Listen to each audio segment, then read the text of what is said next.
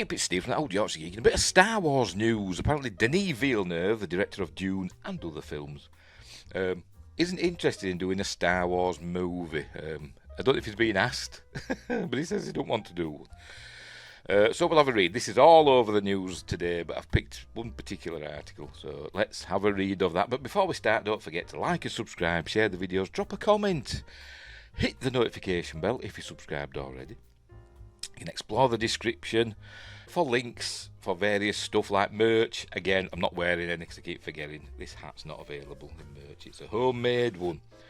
What else? My Patreon page and my books.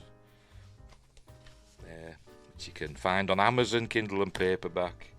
One's a horror, one's a sci-fi. One's big, one's little.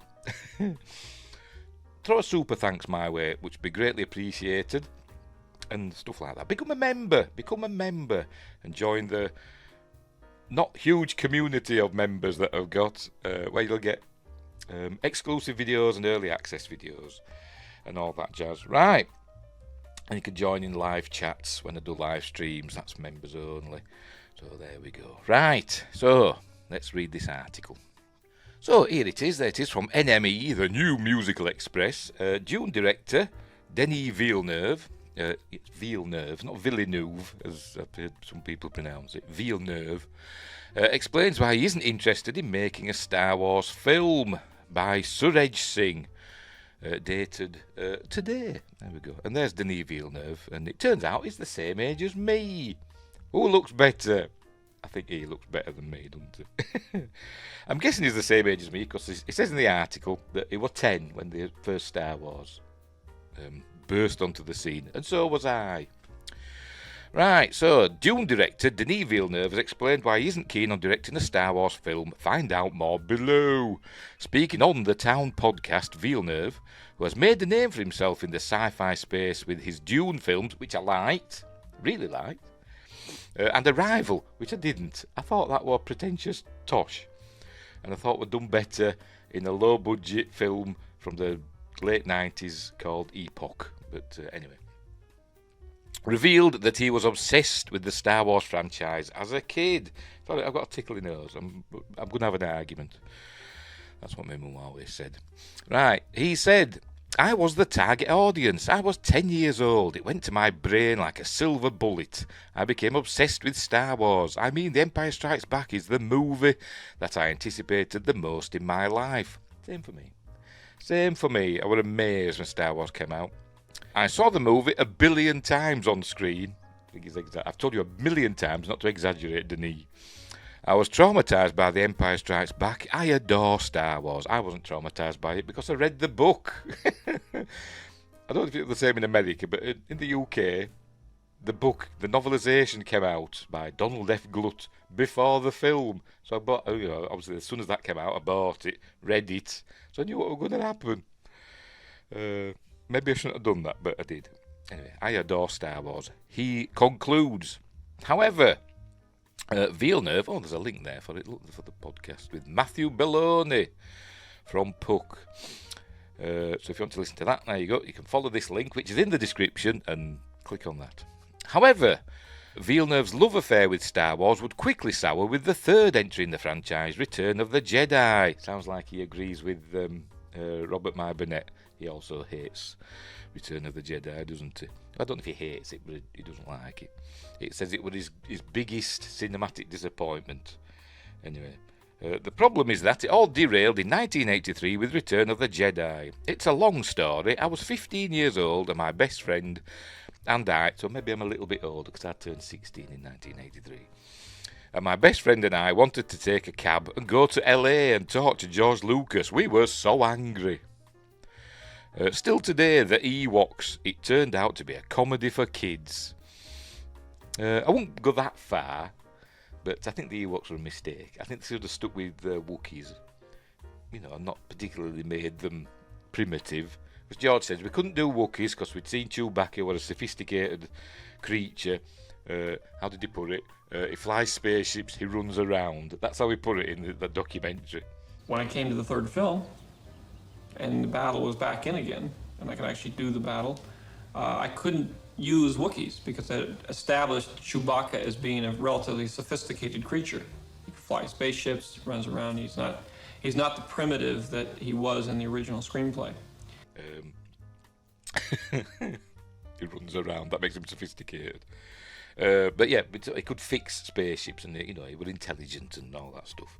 But they still could have done it with Wookiees, couldn't they? It could have been set, on a Wookiee colony, and they still could have been sophisticated. Could have had sophisticated traps that they set around just logs and stuff like that. But anyway, that's just me.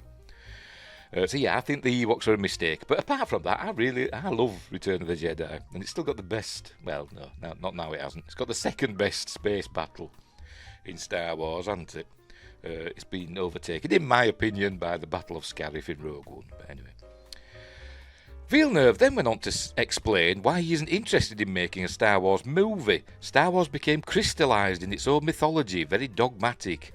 It seemed like a recipe, no more surprises. So I'm not dreaming to do a Star Wars because it feels like code is very codified.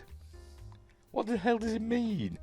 Of course there can be surprises in Star Wars. What's he talking about? So then he went on to do Dune. Now he's concentrating on the Dune franchise. But isn't that codified as well? It's based on books. It's based on novels. So you know what's going to happen in that. So how can that be any less crystallised? Anyway, so I don't know what he's talking about there, but of course you can have surprises in Star Wars because we don't know what's going to happen next. They can do anything, can't they? And sometimes they do, and it doesn't work more often than not. But I can't say that no more surprises is just nonsense, Denis. I'm sorry. I disagree with you wholeheartedly there. Let's highlight that in green because it's a div. Should highlight in a different colour. What colour shall we? We'll do it in. There isn't a red, is there? Why is there a red? Is that red? It's near enough. Pink, whatever. Anyway, the Star Wars franchise seems to have a busy schedule, proofreading thing of the past, laid out for the next few years, though. Earlier this month it was announced that a new trilogy is in the works from X-Men Dark Phoenix director Simon Kinberg. The new films will reportedly carry on from the most recent trilogy that concluded with the rise of Palpatine in 2019. Episodes 10 to 12 will reportedly centre around new characters with a new storyline, although the return of familiar faces has not been ruled out. And I think this trilogy may get cancelled has also not been ruled out before it even begins. Because I think it's still a rumour, isn't it? It's not been officially announced by Lucasfilm. It's just like a leak has happened, hasn't it? So I don't know if it's been officially announced yet. So anything could happen. Other Star Wars projects in the pipeline include 5 TV series and 9 films outside of Simon Kinberg's planned trilogy. They're not going to happen. 5 TV series? I have no idea. For more details on all of the upcoming Star Wars projects in the work, check out Enemy's Guide here, and there's a link that you can follow. Dune Part 2 was released earlier this year, and Enemy gave it a 4-star review. I watched it quite recently, actually. I kept forgetting to watch it. And it were on one of the movie channels that we get on Sky Movies. I finally got around to watching it and really enjoyed it. I still prefer the 1984 David Lynch version of Dune. I really do. I still think that's an amazing film, despite its huge flaws. But I love that film. I gave it a 4-star review, writing, if there's an issue with Dune Part 2, it's only that the ending feels a little rushed, considering the near 6-hour build-up over the past 2 movies. And it doesn't rain at the end.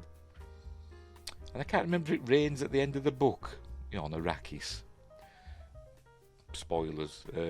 Paul Atreides becomes the Kwisatz Haderach, and it starts raining on Arrakis, the desert planet.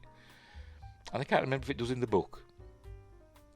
Maybe it doesn't, maybe it happens later in another book, I don't know, maybe in Dune Messiah or whatever. But I know it does happen at some point because the Arrakis becomes fertile, so the sandworms die, so the spice stops being produced, and that, tips the Empire, the galaxy, whatever, into chaos, doesn't it? I forgot what I want now. I'll start again. If there's an issue with Dune Part 2, it's only that the ending feels a little rushed considering the near 6-hour build-up over the past 2 movies. At any rate, the door is left wide open for a third instalment, and Villeneuve has already indicated his willingness to continue with an adaptation of Herbert's sequel Dune Messiah. Should Part 2 rake in enough spicy space cash, there may well be more to come. In the meantime, make sure you see this on the biggest, loudest screen you can find. That's what they wrote about Dune Part 2, and it is good. It is good. And as I say, he's supposedly working on Dune Messiah or Dune Part 3, whatever they're going to call it. But you can watch, if you get HBO in the States, and I think it's on Now TV, it might even be on Sky Atlantic in the UK. You can watch Dune Prophecy, which isn't bad. I'm not minding it. Some people are saying it's crap, but I think it's quite good. So he didn't like Return of the Jedi, and he thinks there's no more surprises in Star Wars, which I think's nonsense. Maybe they just haven't asked him, and he's a bit salty about it. So I think if they asked him, I think he would do it. I think he would do a Star Wars film if they asked him. If he had creative control. But then they wouldn't do that, would they? I think that's what he's saying. I think that's what he's saying. It's sci-fi by committee now, isn't it? It's Disney Star Wars. So maybe that's what it means, where there's no more surprises. You can't have a creative vision, like George Lucas had a creative vision, and he were in charge. You can't really have that now in Star Wars, can you? As I said, it's a committee. So there we go. Anyway. Right, we'll leave that there. We will leave that there. So I'm back. I'm big again. Right, so I'm going to go for my walk now. I've had my porridge, and now I'm going for my walk. Because I'm an old man, so I have porridge and I go for walks. Doctor's orders. Right. Again, don't forget to like and subscribe and share the videos and drop a comment and all that stuff. Explore the description for various links. Throw some money in my direction. Either become a member or super thanks or whatever. And I'll buy some merch and all that stuff. So, right. I will see you later. Thanks for watching, and wherever you are, look after each other, and until next time, I'll say the... By the way, there's a space battle going on there. You can't really make it out, can you? I keep forgetting to lower the brightness on my TV. It's a Star Wars space battle. Links in the description for that as well if you want to watch it on YouTube. See ya.